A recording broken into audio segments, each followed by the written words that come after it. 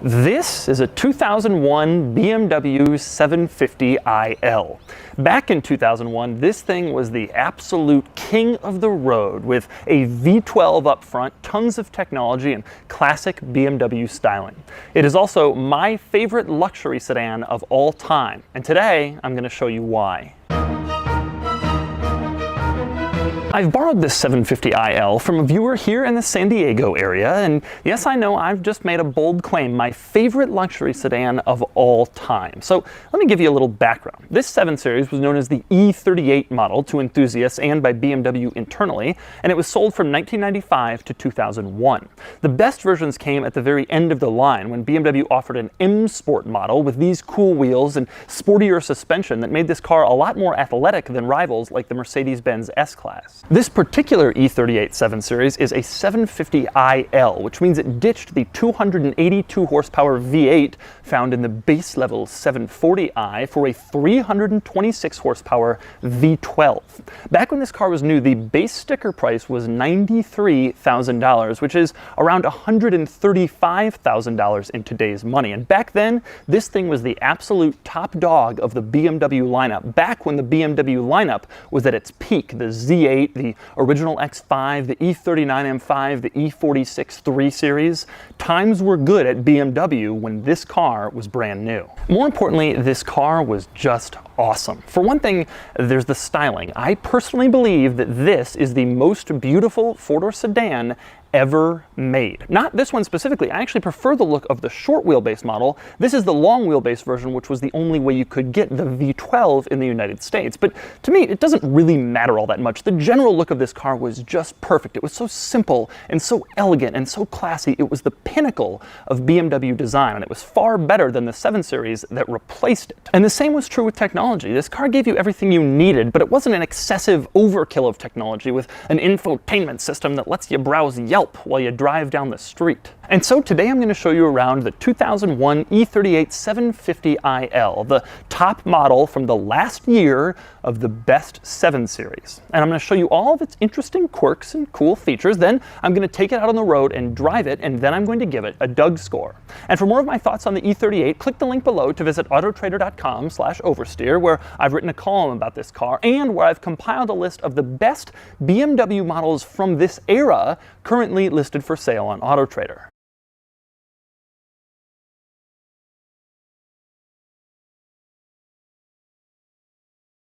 Now I'm going to start the tour under the hood, and as you can see, yes, this is a V12, not the little V8 in the 740i base model, but the V12. The V12 was, of course, much rarer than the V8. Not too many people opted for it, but the original owner of this car did. Now, there are a couple of interesting quirks under the hood, one of which is this little warning label telling you how to change the headlights, or rather, how not to change the headlights. It shows a man with his hand on a headlight getting horribly shocked. You just feel bad for him. Another interesting engine-related item, this top-of-the-line V12's 326 horsepower is almost exactly the same figure the current 7 Series makes with its base-level turbocharged 6-cylinder.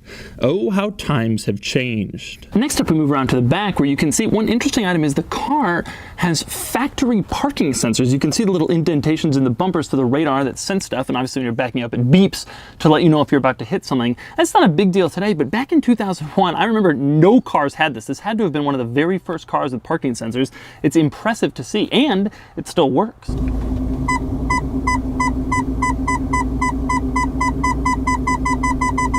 Now, next up, I want to discuss this car's styling. Earlier I said I think it is the most beautiful four-door sedan ever made, and I really stand by that. I know some people might say it's outdated, some people might disagree with me, but I think this car came from an era before the automakers were just trying too hard with all sorts of gouges and cuts and lines to make their cars look cooler and stand out. This thing was understated, and it was just perfect. The design was so good, it was so beautiful. The thin headlights in front I always thought looked good. The taillights in back, the taillight assembly, just that simple square was so good. This car meant business and performance and athletic driving without having to tell everybody that it meant that. Next, we move around to the rear of the car and the trunk, which opens in a rather unusual manner. For one thing, there's no latch here that you can just put your fingers under and pop the trunk open. Instead, the trunk only opens in one of two ways. There's a little button in the driver's footwell you can use, or you can stick the key in. Now, when you stick the key in, the operation is rather unusual. You stick the key in, you push, and then a little motor lifts up the trunk. Take a look. But it doesn't open the trunk. Instead, you have to do that yourself, and it is quite heavy. So it's just a motor that kind of unlatches it, and then you do all the work. But closing it is even more unusual. You close it most of the way, and then the motor does the rest. Take a look. It's kind of odd to see that. You can't slam the trunk down. Instead, you kind of get it in the right place and the motor latches. Now, once you get the trunk open, there are a couple of interesting items back here, one of which is there's a diagram showing how to fit 4 golf bags in the back of your 7 Series. Now, back when this car came out, and maybe still today, people would always complain, I won't get a sedan if I can't fit 4 sets of golf bags in the back. And so BMW was sensitive to that, and not only could this fit 4 sets, but they actually printed a diagram and put it inside the trunk showing you how to do it. Now, next up, another interesting item. On the sides of the trunk, you have a couple of items hidden inside the trunk lining. On that side, you have the CD changer and the navigation system discs, and over here on the passenger side, you have the tire jack and the batteries. Now, that isn't really all that unusual, seeing auxiliary items like that inside the trunk lining. The weird thing in this car, though, is the latches are held on with magnets. Virtually every other automaker uses just a cheap plastic latch back here because you don't really go into these compartments all that often, but BMW chose a magnet, which probably made things more expensive, but also classed it up a bit when you were going to get your tire changing tools. Next up, we move on to another interesting item in the trunk, maybe the most interesting item in the trunk. You can see on the inside of the trunk lid, there's a little triangle there. Well, that's where they keep the warning triangle, obviously, that you set up if you break down. So you open it up, and you go in there and you look, and there is no warning triangle. Well, that's because the warning triangle is mandated in some countries in Europe, but it is not mandated in the United States. So BMW decided not to include the warning triangle on US model 7 Series. They figured it was expensive to include a warning triangle. Most Americans don't even really know what it is or how to use it, so they just didn't bother. So even though there's a warning triangle symbol on the outside of this thing, there's no warning triangle in there in any US 7 Series. Now, one interesting thing, instead of the warning triangle, you do have a very nice diagram of an E46 3 Series sedan. So you go to get your triangle, it isn't there, but at least you can look at an E46 3 Series sedan. You do, however, have a complete toolkit with screwdrivers and wrenches and all that stuff, and most of these things say BMW on them, which is a very nice look. Next, we move inside the E38, where there are quite a few interesting quirks and features in here. The first one you notice the moment you start the car, and that would be this odd little green, yellow, red diagram inside the gauge cluster. That diagram is designed to show when you need to come in for service. You can see right now it's all the way in green. That's because this car has recently been serviced. As you drive more miles, the green starts to go away, you get into yellow, and then when it's red, you have to come in for your service. Our next interesting item is in the center console, and that would be the ashtray. Now, just getting to the ashtray is kind of interesting. It's hidden under this wood panel. You push it, and then it sort of rises up to greet you, but that isn't the most unusual thing. You look in there and you see this button. What is that button for? Well, you push that, and it pops out the ashtray so you can go and dump your ashes once the ashtray gets full. In this car, you don't just lift out the ashtray like a plebeian. Instead, you press a button and it is delivered to you. Next up, this car has a power tilt sliding steering wheel, which was a pretty cool feature back in 2001. This was ultimately a really high-end luxury car, but it gets better. This car also has a heated steering wheel, which would have been a really good feature back in 2001.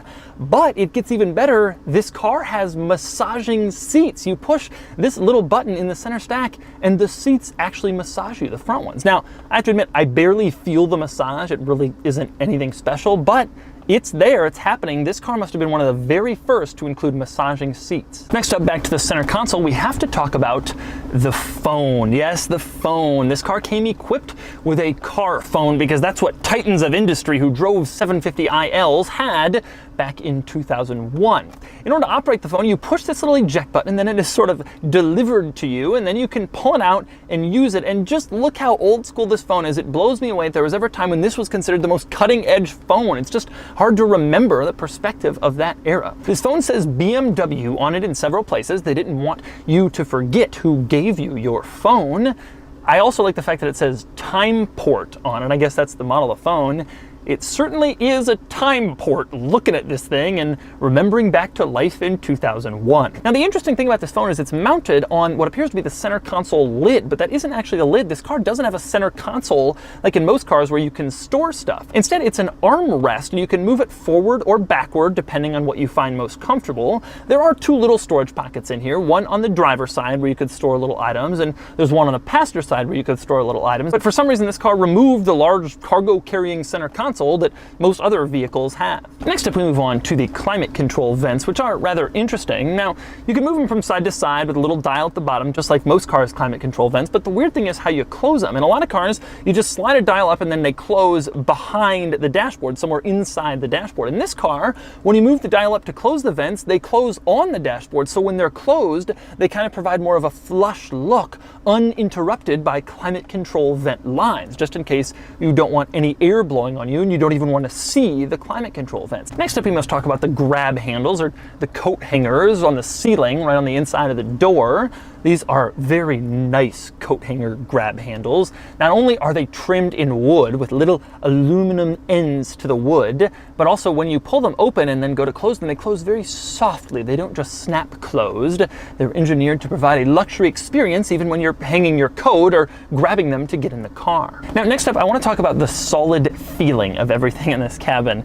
It's hard to put in a video, but everything in this car just feels so solid and so firm. When you push it, you really feel like you're in the best built automobile you could imagine. The steering wheel, for one, always looked to me like a true business person's steering wheel. You'd be gripping this thing while you're driving 150 miles an hour down the Autobahn to go fire your vice president of communications because he's been caught stealing paper clips. This was a serious steering wheel, and it feels like it. Every button on it just feels so good. But my favorite part is the turn signal stock. Back in these late 90s, early 2000s BMWs, the signal stock and the wiper stock just felt so solid and so thick and so sturdy. It was so nice to touch. Next up on the door panel, another interesting item is you can see there are two different door pockets. One of them is just open and the other one is closed. It has a little door to it. So I guess one of them is for items you want people to see and one of them is for items you don't want people to see. I'm not really sure why they went with two different levels of privacy for the door pockets, but they did. Next up, we move on to the seats. Now, the seats obviously go forward and backward, just like in any car, and they go up and down, and the headrest goes up and down, which is the mark of a true luxury car. But there's also one more switch over on the seat controls that's unlabeled. What does that do? Well, it's actually kind of interesting. It moves only the top part of the backrest forward or backward. So there's a control to move the whole backrest, and then there's one just to move the top part to get the seat that much more perfectly comfortable, as you might expect from a high-end luxury car. Now, next up, we move on to the infotainment system. Yes, this car has a center screen, and as you might imagine, since this is a 2001 model, it's about the most outdated thing you can possibly think of, but this is still the factory system, and it is very cool to check out today. It's amazing to me there was ever a time we thought this was cutting-edge technology, but I remember when this car came out new, and it was cutting-edge technology. Now, the first thing you go to is the onboard computer, and you can see it shows 8 different items. You have your limit, your speed limit, your fuel range, your distance that you've traveled since the last reset, fuel consumption, and your average speed. It also shows your outside temperature. It works pretty well, and it's kind of interesting to see all that displayed in the infotainment screen. The next interesting item is DSP, and that's the stereo settings. You go in there and you can see there's a little equalizer, and you can change how the sound is presented, but the most interesting thing is if you press Memo, you can see that it gives you several different options for how the sound will sound, including concert hall, jazz club, and cathedral. So you're sitting in this car driving along, and you're like, you know, this thing doesn't sound enough like a jazz club. Well, you can change that. Also impressive is the fact that this car had a navigation system. I can't imagine trying to use the navigation system in this screen, but it had one. It isn't working at the moment, but it did work 17 years ago when this car was new, and I'm sure it was difficult to use back then as well. Now, the next interesting item in the infotainment system, if you click on Set in the bottom left, it brings up the settings, and you can play around with a lot of different stuff. You can change it from miles to kilometers. You can change fuel economy from miles per gallon to kilometers per liter, whatever you want to do, the usual stuff. The one interesting thing is it says language, and you can see there are 2 options, USA and E. Well, it turns out USA is English. So you might be thinking, what is E? Why, that's Spanish, of course. I guess E for España and not E for English. It makes no sense to me, but they didn't really have a lot of characters they could use, so you can choose between English USA or Spanish E. Another interesting item up here is the cup holders, which were very clearly an afterthought. They're incredibly flimsy. You pull them out and you can tell they're not designed to carry much, and BMW has placed them in the worst possible spot directly in front of all of the climate control buttons and switches. So if you actually have a cup in there, you can't use any of that. You can tell that the Germans really just don't want people to be drinking anything in their vehicles, but they put cup holders in begrudgingly. The other interesting item up front is the glove box. You pull it and it softly opens up on its own. Pull it again and then it moves towards you so you can access its contents. Amazingly, the glove box doesn't have traditional hinges but rather hydraulics, which is just insane over engineering. The other cool thing in the glove box, it contains a flashlight. It's hidden on the left. You pull it out, it has the BMW logo on it, and yes, this one still works nearly 20 years after this was a new car. Next up, we move on to the back of the 7 Series. In the back seat, there are quite a few interesting items, one of which is the seat belts. Now, the first thing you notice when you get back here is the seat belts come out from the middle. So when you sit in this seat, you don't go over your shoulder on this side and get the seat belt from the pillar like in basically every other sedan. Instead, it comes out the middle. And the owner of this car told me he thinks that's because the theory is if you get in a serious accident and the firefighters have to cut the belt, it's easier for them to cut the one point closest to the door rather than having to reach across your lap and cut you out, which seems like it makes sense to me, and that's interesting. Maybe more interesting is the fact that this car doesn't have traditional seatbelt buckles like most other cars. Instead, the buckles are actually fitted into the seat. They don't just flop around like in some cars, but they're actually like a component of the seat itself, and so you put the seatbelt in the buckle in the seat. I've never really seen that before. The next interesting item is the cup holder back here, which is just about as flimsy as the cup holder in front. It comes out from the base of the seat, sort of like where your knees are, and you can see when it's extended, it's not something that you would really want to trust with anything that could spill and stain your back seats. It doesn't really look all that sturdy, but it's a cup holder nonetheless. Next up, another interesting item in this car. This is the long wheelbase version of a luxury sedan, and so it has some nice rear seat passenger amenities, including footrests. It has these carpeted footrests that you can move around and adjust to fit perfectly where you want, so that you're resting your feet in exactly the right spot as you read the Wall Street Journal while you're being chauffeured down the street. Another interesting item back here, this car has heated rear seats, which was a pretty cool trick for 2001. The weird thing to me about the heated seats though is you push a button to turn them on, and then there's a little slider that you can adjust how much heat you're getting. Now strangely, in front there was a button and it only had 3 settings, medium, low, and high, but in the back there's a slider and you can sort of slide it to any setting, so the rear seat passengers have more heated seat choices than the front seat passengers, which is kind of odd. Unfortunately, there's no massaging seat back here, but there are seat controls. You can see they're mounted sort of on the bolster nearest to the door. You can move the seat back, forward, and you can move the headrest up or down. Now, speaking of the headrest, one interesting item near the headrest is you can see there's a panel back here with 2 lights on it. One of them is just an ambient light you can turn on by pushing the button in the back of the panel. You also get a reading light that you can push the button in front of the panel, and the reading light turns on in case you want to read the Wall Street Journal while you're being chauffeured with your feet on your footrest, and it's dark outside. Next, we move on to the door panel, where there are a couple of interesting items in here, one of which is this little cubby that you push and then it pops out and you can store stuff in it. Apparently it's for eyeglasses. That's where you put the glasses to read the Wall Street Journal, and if you want to put your eyeglasses in there or your sunglasses, you can put them in there and always have them in your comfortable little storage cubby. And finally, we move on to the first aid kit, which is an especially hilarious item in this car. It's located above the center armrest in sort of this hidden leather storage compartment. You wouldn't really know it's there, but there's a little first aid sign. You pull it and the first aid kit is in there. You pull it out and you can see there are quite a few first aid related items, all of which I find kind of funny. For example, here is moist towelettes. Of course, these are 17-year-old moist towelettes. I bet these things haven't been moist since like 2006. My personal favorite, there is a little first aid tutorial hidden in here. It's a little book that tells you what to do if various medical emergencies occur. My favorite is if you turn to bites and stings, it actually goes through what to do if you get, for example, an animal bite or a tick bite, or my favorite, an insect sting. If present, remove stinger by scraping lightly back and forth. Do not squeeze or use tweezers. Your BMW 750iL will teach you how to deal with an insect sting. And that is just the ultimate in luxury, wouldn't you say? And so those were the quirks and features of the 750iL, and now it's time to get it out on the road and drive it. All right, driving the E38. It's been years since I've driven one of these. I'm thrilled to be back behind the wheel. The first thing you notice instantly, this is a far more athletic luxury sedan than you're used to if you drive any modern luxury sedans. The steering is just a million times more connected. Modern luxury sedans just are not on this level in terms of athleticism. And also, even though this is a huge car, it doesn't feel that big for a full-size luxury sedan. It's a big car compared to a Miata, but you drive a new 7 or a new S-Class and this thing suddenly feels spry. And in fact, it is spry. The suspension is just fantastic. It really is tremendously better than the steering is just so much more connected than a modern S-Class. Now, I'm saying all this and I'm still going to end up giving it not that great of a handling score because at the end of the day, this isn't a sports car. It surprises me that this was once the standard for luxury sedans and we've kind of lost that. The new 7 is pretty athletic, but the steering is a lot more vague and a lot more numb, and you're higher, you're more insulated, you don't feel as connected to the car. Now, it's still a little bit floaty. I mean, it's not an M5.